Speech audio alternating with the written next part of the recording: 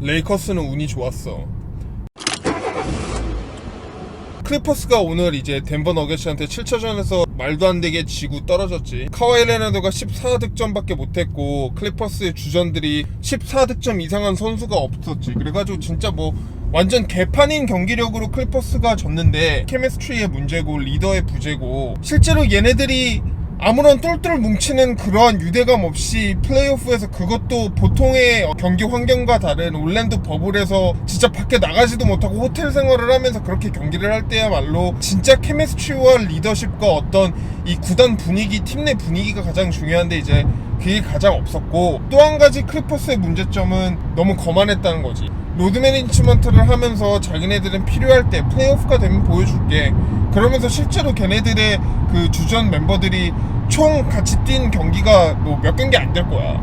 그러니까 당연히 호흡도 안 맞고 누가 뭘 어떻게 잘하는지도 모르고 그리고 실제로 이 리더의 부재가 얼마나 중요하냐면 리더라는 거는 사실 자기가 이제 농구를 하다 보면은 팀이 과연 이 선수는 어떤 상황이고 이 선수는 지금 올해 계약해야 되는 애니까 얘는 좀 더 열심히 할 거고 얘가 오늘은 좀 핫하고 이런 걸 다 볼 줄 알아서 적재적소에 이제 걔를 좀 밀어주는 공격을 하고 걔 위주의 플레이를 좀 만들어주고 코치한테 가가지고 얘 오늘 잘하니까 얘 좀 많이 좀 얘 위주로 하자 뭐 이런 식의 팀 내에 어떤 영향력을 끼쳐야 되는데 지금 클리퍼스는 그런 게 아무것도 없었어. 그냥 카와이 레나드는 너무나도 잘하는 선수지. 근데 당연히 혼자만 잘한다고 농구를 이길 수 있는 게 아니라 팀 전체가 더 잘해야 되는 거고 실제로 슈퍼스타급이면은 팀 전원을 다 잘하게끔 만드는 거는 그 무엇보다도 중요하다고 우리가 더 라스트 댄스에서 배웠지.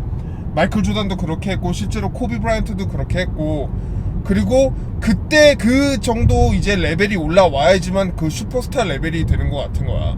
왜냐면 진짜 그 정도로 올라오면은 일관되게 선수들 자기 팀 동료들을 대하지 않고 이 선수는 좀 이렇게 대해야 되고 얘는 좀 이렇게 대해야 되고 얘는 좀 터프해도 되고 얘는 좀 놀려도 되고 뭐 이런 식으로 이 리더라는 거는 각자 팀원의 성향에 맞게끔 자극을 시켜줘야 되는데 근데 어쨌든 카와이 레너드나 폴 조지나 그 팀의 슈퍼스타라는 그 두 선수는 전혀 그런 역할을 못한 것 같아.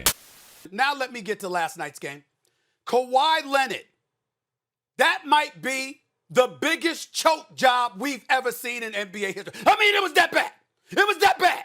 We're talking about a two-time MVP. We're talking about a two-time champion who Max Kellerman has bloviated about being the best in the world. And what happens? You're up 3-1 in the second round, not the conference finals, in the second round against Denver, Jamal Murray and Nikola Jokic, not LeBron James. And in the second round, up 3-1, you blow a 3-1 lead. What do? You shoot 6 of 22 from the field. You shoot 1 for 11 in the second half. You didn't even get to the free throw line. Just an absolute positive choke job, period.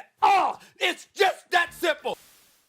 근데 어쨌든 이 클리퍼스라는 팀 자체는 실제로 빌드업을 할 때 레이커스를 깨기 위해서 만든 팀이거든. 그러다 보니까 사실 뭐 미디어에서는 이 레이커스와 클리퍼스의 만남을 굉장히 많이 기대를 했었고 레이커스가 클리퍼스한테는 좀 약할 수도 있다고 얘기를 했어. 좀 더 자세히 얘기하자면은 이제 클리퍼스가 르브론 제임스한테는 좀 강하다고 이야기를 했지. 왜냐면 뭐 윙 디펜더 뭐 카와이도 있고 폴 조지도 있고 모리스도 있고 어쨌든 이 몸들을 르브론 제임스한테 몸빵을 할 수 있으니 클리퍼스는 르브론 제임스를 잡기 위해서 만든 팀인데 그러다 보니까 레이커스 입장에서는 이 클리퍼스전은 당연히 앤서니 데이비스가 잘해야 된다.